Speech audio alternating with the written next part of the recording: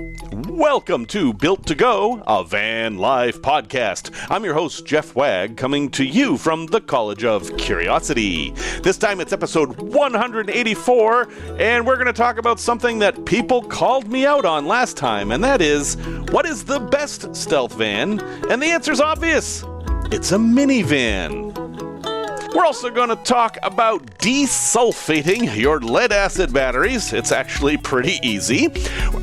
Going to visit a place in Boston that takes you inside the world. And we're going to have a product review of a toaster, because I like toast.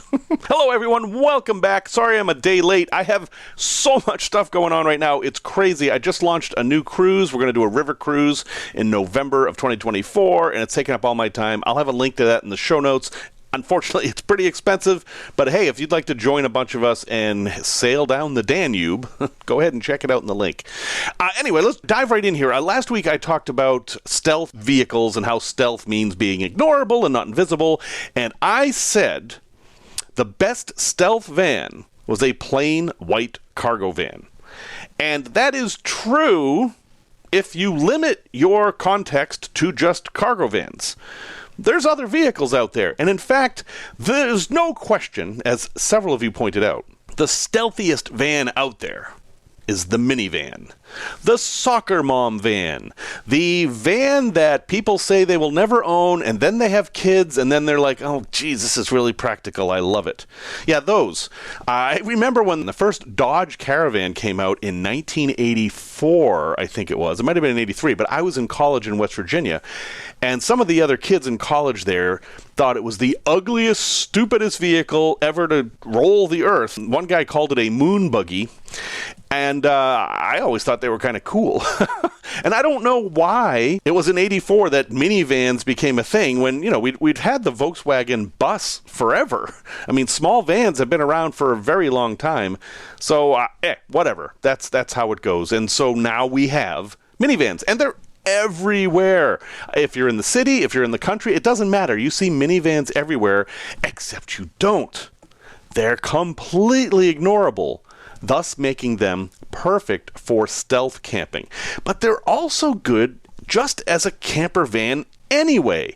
And if you do not have a van or you're looking at building out a new van, stop a moment and consider a minivan. Because if you haven't, you might be missing some things. And here are some of those things. First off, they get better gas mileage. In almost every case, a regular minivan, be it an old Grand Caravan or a new Sienna or a new Pacifica, which is the largest minivan they make right now, they just use regular gas, and they're okay on gas mileage. I mean, you're not going to compare them to a Prius or anything. And they do make hybrid minivans if gas mileage is your number one thing, but you're going to get a little bit less space and a little bit reduced cargo capacity with those. So, yes, compared to a cargo van, you're going to spend less money on fuel in a minivan, no question. They're also bigger than microvans. Now, hear me out here. NV200, right? Mini cargo van. I made a van out of it. It was great. Transit Connect, perfect. ProMaster City, yes, all great little microvans.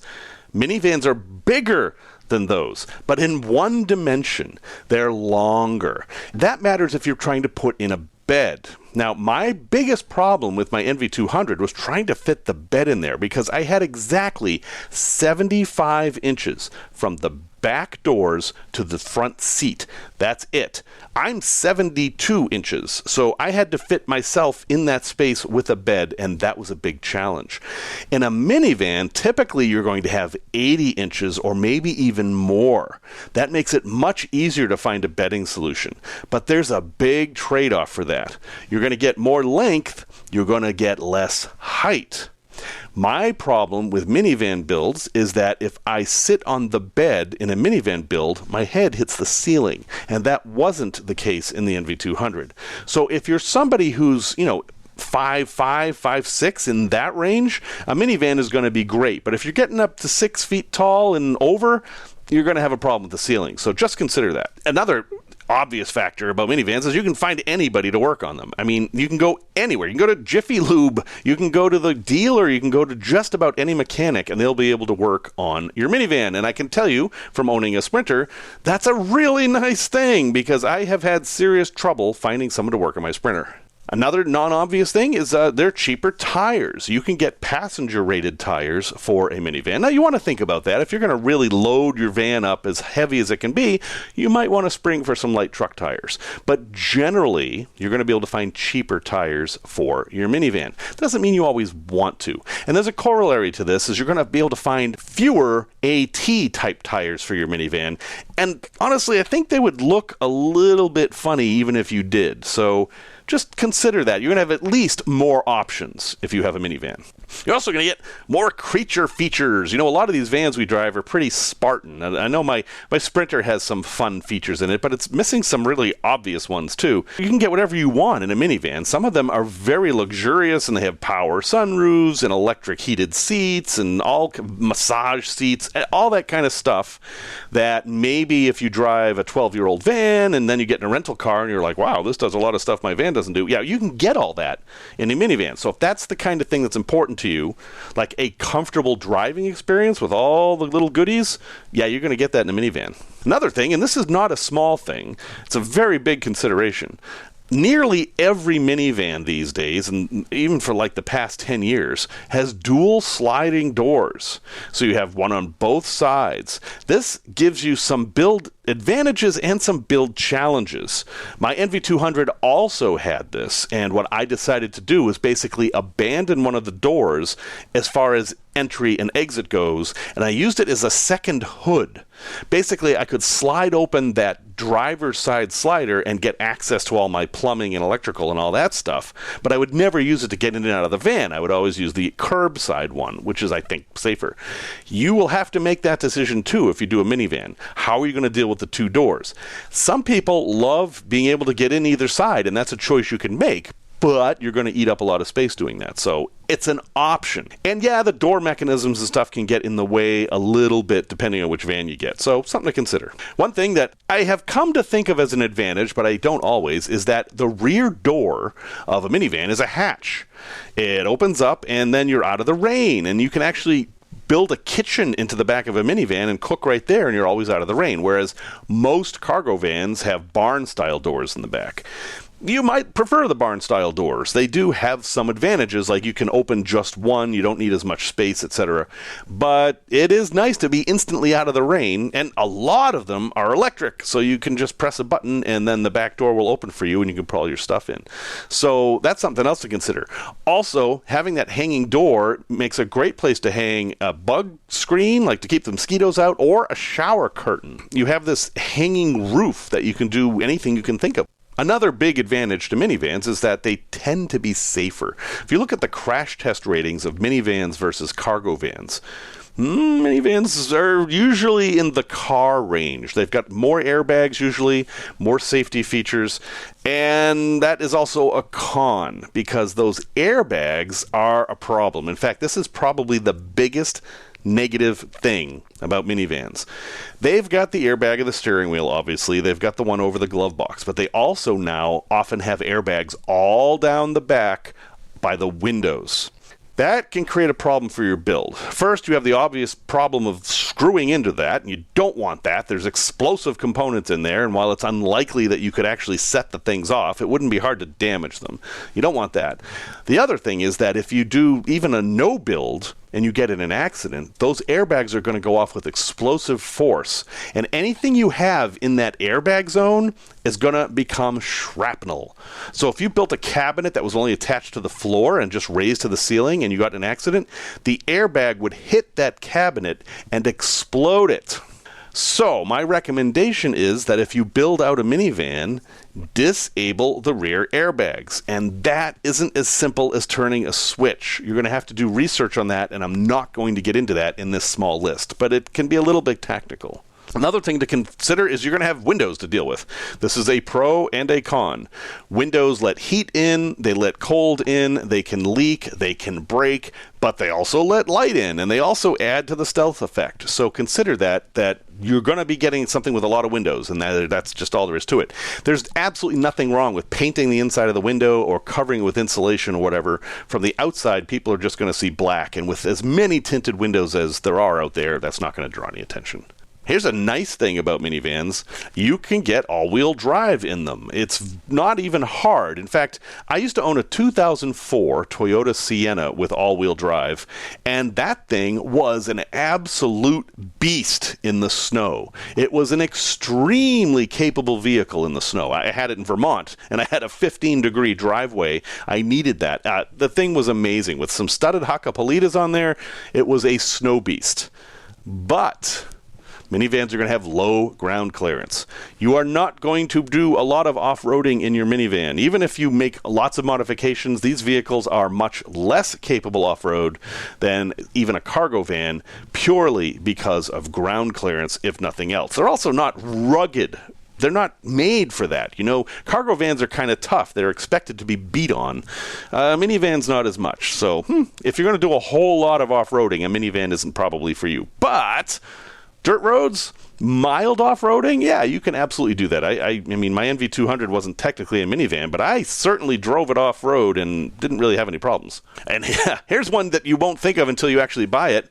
Minivans are much easier to insure. Nobody classifies them as commercial vehicles. You can just call up State Farm or Progressive or whoever and say, hey, I bought a 2014 Sienna, blah, blah, blah. Here's the VIN, and you've got coverage. And as for your stuff inside, you will need a homeowner's policy for that or an apartment rental policy for that, as you always do. But then you're covered. All that stuff that's inside your van is covered. And that's harder to do with a cargo van because is it commercial? Is it, are these commercial goods? Blah, blah, blah. A lot of you have run into that problem. So if you're desperate to go van camping and you don't have a way to get over the insurance crisis of your cargo van, minivan maybe might do it. One of the best features of a minivan is that you can park it anywhere. You can go through drive-thrus. You can fit in parking garages. You can fit in normal parking spaces. Living in Chicago, this is a very big deal. Now, I do okay with the ambulance because the length of my Sprinter 144 is actually about the same length as a minivan, believe it or not. It's a little bit longer, but not that much longer. But still, having a smaller vehicle is certainly always advantageous for parking, so consider that too. Honestly, they're just easier for driving. In a minivan, what you're giving up is some of the camping comfort. You don't have as much space. You don't have as much cargo area, etc., etc. But boy, if you're the kind of person who stealth camps or sleeps in parking lots a lot, minivans can really be a good answer, and there's certainly a lot of them out there. Even an old Dodge Caravan, and I would get the Grand Caravan. They might get beat up, but boy, you can find parts anywhere. They're not that hard to work on, and you won't have the airbag problems if you get the old one. Plus, they have those stow-and-go seats, which you can remove the seats, and you have these massive storage compartments in the floor. I don't know. I'm very intrigued by the idea. I think for me, I'm just too darn tall for a minivan. But for those of you who aren't, absolutely, it's something to consider. And, hey, let me know what you've done. I would love to see your vans. Go ahead and send them to me at jeff@builttogo.com. That's 2 T's, not 3, not 1. And you can also share them on our Facebook group or in Discord or on Instagram or whatever. All that stuff is in the show notes. A special thank you to Robbie and Wayne for helping to support the channel here. They visited buymeacoffee.com/builttogo and bought me some gallons of diesel, which I absolutely appreciate. Because of their generosity, there are no ads. In this week's podcast, YouTube does its own thing. And I suppose it's an ad to say that I have the cruise going down the Danube River in November, but I'm not going to count that because, that's like my thing. So, there. Let's talk about some van life news. Fair warning, I'm about to travel a whole heck of a lot, so I'm going to have to drop the news segment for a few weeks because I'm going to have to pre-record stuff. But not this week. This week, I'm just sitting here in Chicago, so we'll do the van life news. California is about to pass a law that allows church parking lots to be used for emergency homeless housing. And while that might not sound like it's completely related to van life, it actually can be. Because a lot of people doing van life aren't doing it by choice. They have to live in their vehicles. And now, in California, this might be a new safe place for them to find a place to park. Because if anyone's been to California recently, there's a lot of homeless folks, and there's a lot of pressure to move them out. The question is to where? this might help a little bit. So some of you folks living in your vans who are in this situation, stay tuned. California might have a little bit of relief for you. Also coming up is the annular eclipse. That's this Saturday the 14th. We're going to have an annular eclipse. Now, that is not the total eclipse. There's one of those coming next year. This isn't where the sky gets completely black. This is another cool eclipse where there's a ring of fire. Basically, the sun turns into a ring of fire instead of a ball of fire because, it's a cool event. It's just not the cool event, and it happens a little bit more often. But it's cutting across the American Southwest, so it's going to be a weird weekend for traffic. I have a link in the show notes to an article about places in national parks that you can go to see this. I'm not sure that's the best idea, but it at least shows the map and stuff. And if you want to see a really cool event, and you're in the desert Southwest, go ahead and check it out. But I would recommend going to unusual places to see it, like abandoned warehouses and places where people aren't going to gather, because the traffic afterwards could be quite hairy. After the last total eclipse, there was a map that showed the traffic on Google Maps all across the country, and all the prime spots had red lines going in every direction because there were so many cars stuck in traffic all across the country. It was kind of cool that many people cared to see it, and I have to say it was one of the coolest things I've ever seen. So yeah, if you're in the desert Southwest or thinking about going there, head down. Saturday the 14th is the date. And finally, winter is coming. I think that phrase is going to be permanently in our vocabulary now. But with winter comes the need for heat, and with the need for heat comes the burning of propane, and that comes with those green bottles. These green bottles are a big problem in some places because you can't throw them away, because they're hazardous waste. And that also means you can't recycle them. So what do you do with them? You're supposed to store them and carry them around with you until you can dispose of them in hazardous waste, which varies by state. It can be a big problem. Now, I know a lot of us just will throw them out, but that may not be technically legal. And if you throw them in the recycling, that can cause problems, because if they're not completely empty, you've just put an explosive container in the recycling, and that's not good. So I don't have any great suggestions for you, but I do have an article about folks in Colorado, and there's a new program for dealing with these things that is being announced, and basically they're setting up centers across the state where you can bring your green bottles. It's not a great solution. In the winter, it's very easy to go through more than one bottle a day if you're using them for heat, so I don't know what you're going to do with these things, but at least there's a little bit of help if you live in Colorado.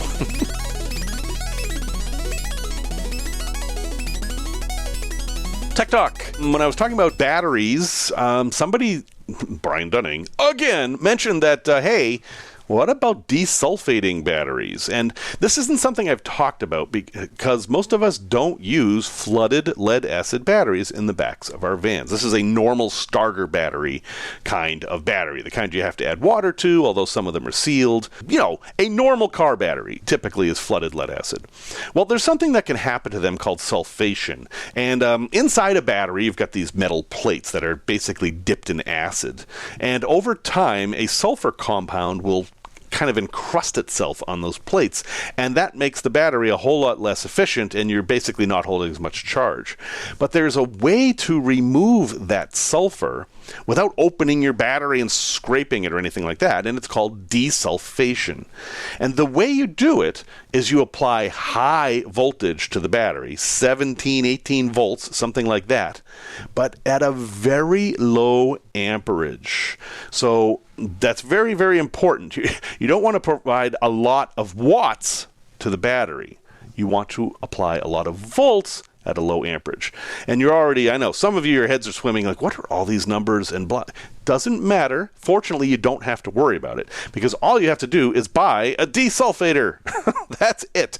Some fancy battery chargers actually come with a desulfating mode, but if you don't have one of those, for under $20, you can buy a little device that you plug in and you just hook it up to the battery and it will desulfate the batteries for you. And this is a good thing to do if your battery is getting a little bit old and you're starting to notice it having a little bit less charge. It's probably not going to save your old beat up batteries like mine. It's probably not going to do anything for those. But as a part of normal battery maintenance, you check the water, you fill the cells with distilled water when they need to be filled. You should also do a desulfation 6 months, a year. Read whatever the manual says that comes with it. I'll have a link in the show notes to a simple desulfator, but it is a thing that you can do to help prolong your flooded lead-acid battery life.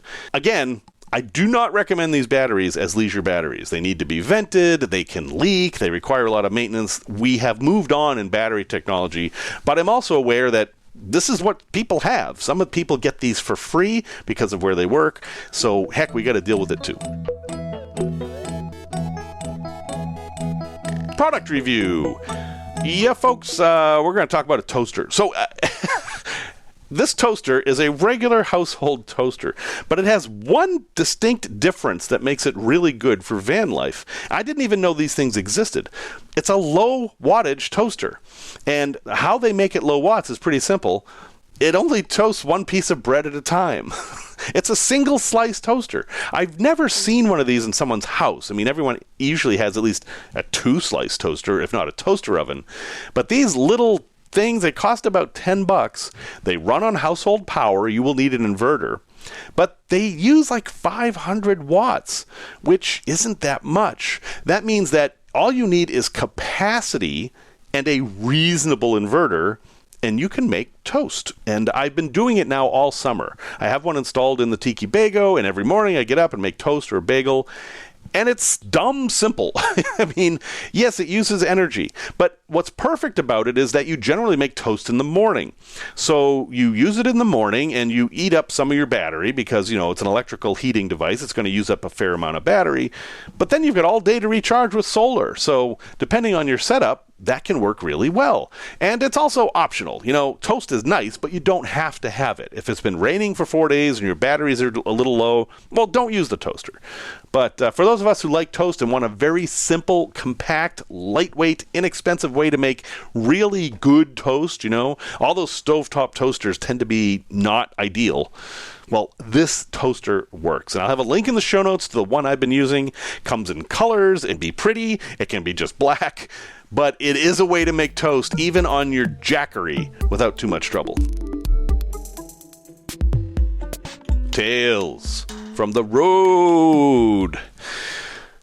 All of you are aware of the news lately, the general news, and I do not need to rehash that here. But one thing about having traveled to a lot of places is that some of the places you travel to end up in the news. I had a wonderful day in Lahaina.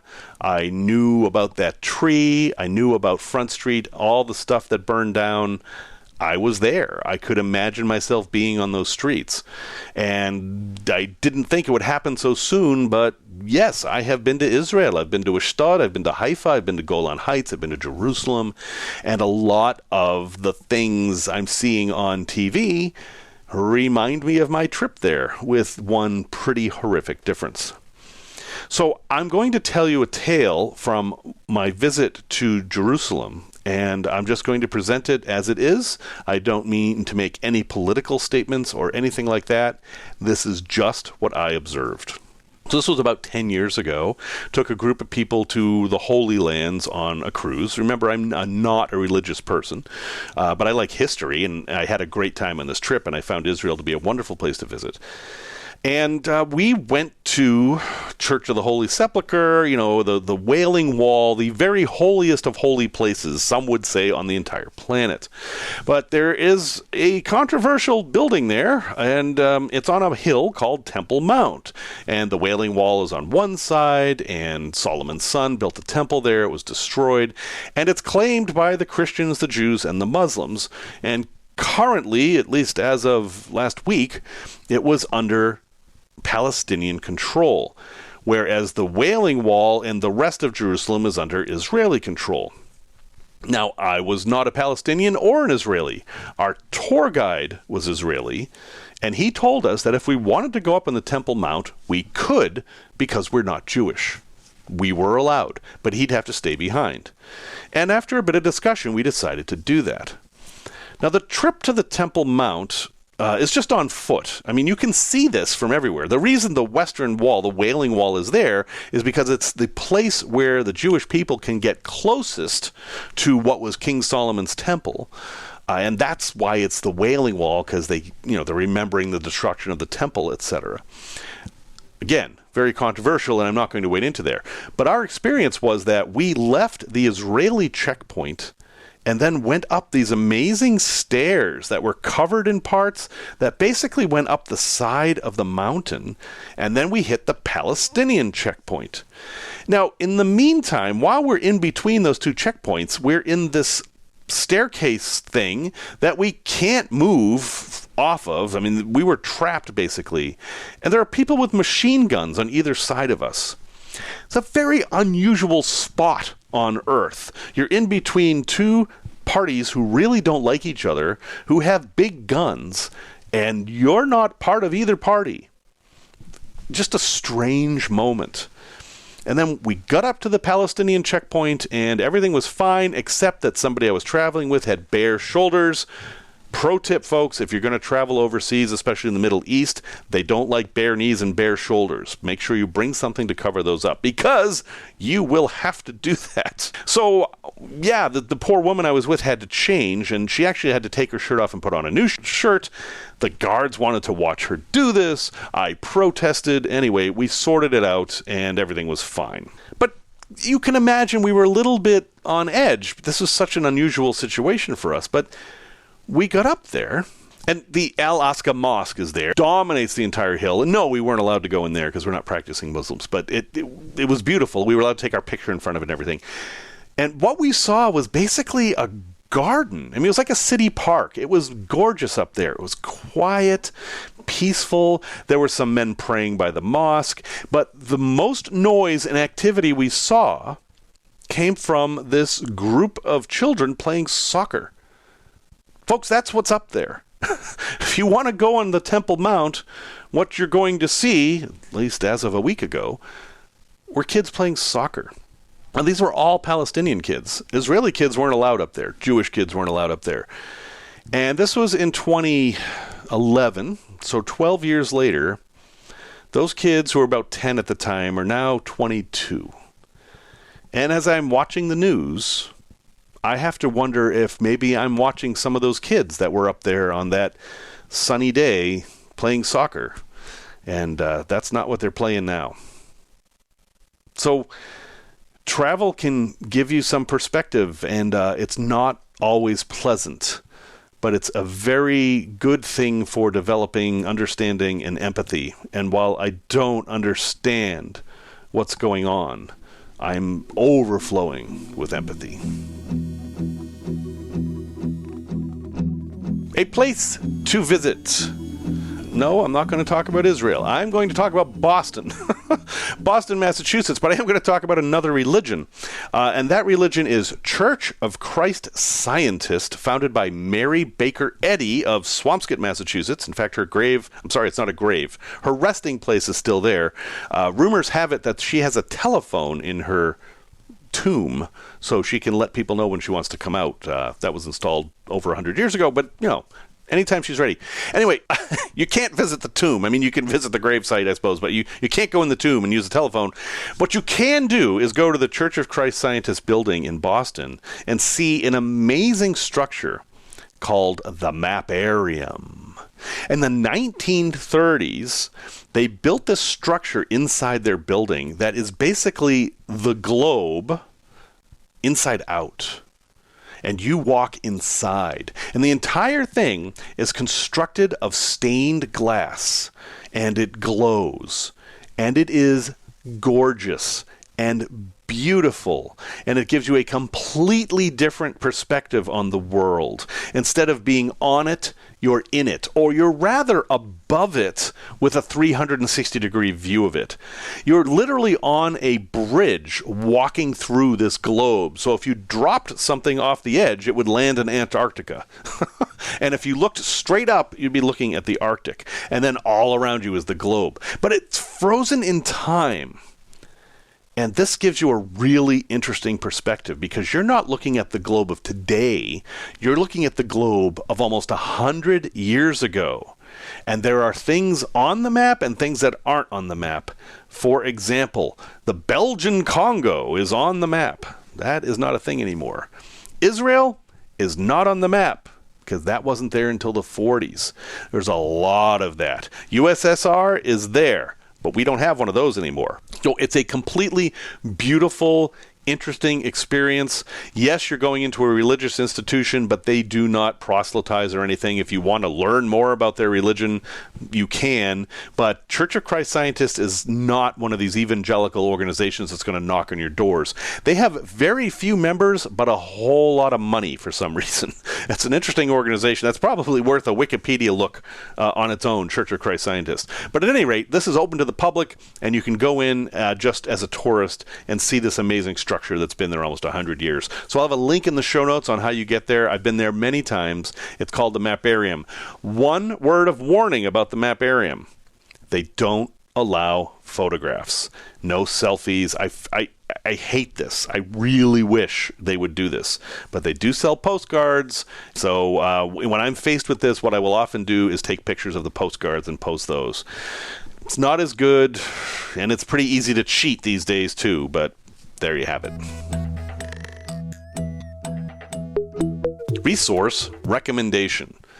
This was a resource that I loved as a kid. In fact, I think I had a lifetime subscription at one point, although my life's not over and I don't get the subscription anymore. Anyway, and it is to Consumer Reports magazine. Consumer Reports, as an organization, it's a non-profit, so they don't have advertising. They just make money selling their magazines and books and stuff like that, and these days with website subscriptions, and they just review things. If you like the product review section of this podcast, well, that's what they do, but with everything and in much greater detail. They will say, oh, we're going to do washing machines. They will go out and buy one of every major washing machine and put it through its paces and then talk about it. They also do vehicles. They spend a lot of time on vehicles. Now, there are quibbles to be had with their studies. They tend to focus on things that some people might not care about. For example, Land Rovers are always ranked really low, but anyone who's owned a Land Rover knows that they are really good at doing off-road stuff, and that isn't something they really test on the way that we would. You know, there's things like that. But for a general overview about something that's good or not, Consumer Reports really is a great place to start. So they have a website, you can subscribe to the magazine, but really, if you're just trying to figure things out, go ahead and have a look. And one thing they do is every year they sell the annual auto edition. It comes out in April, I think. And it has a listing of every single automobile of like the last 10 years and its repair records. Now, they don't tend to do cargo vans, but minivans, they have all the minivans there, and you can see, like, say, oh, the 2014 Grand Caravan had a terrible electrical problems, and the 2015 Sienna had really bad body wear, you know, whatever it might be. They will have a listing there and a rating from owners of the vehicles about whether they would buy them again. It's a good resource, and heck, you don't have to buy it. They have it at every library in the country. I'll have a link in the show notes. It's consumerreports.org. One caveat, personal thing, I think their medical coverage is terrible. I stopped subscribing because they were promoting all kinds of unproven alternative medicine, and I don't have a lot of tolerance for that, so, you know, that's my 2 cents. You make your own decisions there. But other than that, for tools and vehicles and washing machines and things like that, I find them a really good resource. Well, folks, thank you very much for putting up with me being a day late. I absolutely appreciate you tuning in each week. We're going to have some weird episodes coming up, and it's because of my travel, but that's okay. That's actually not unusual anymore. Music, as always, is by Simon Wagg. And until next time, remember the words of Tupac Shakur, who said, "Behind every sweet smile is a bitter sadness that no one can ever see and feel."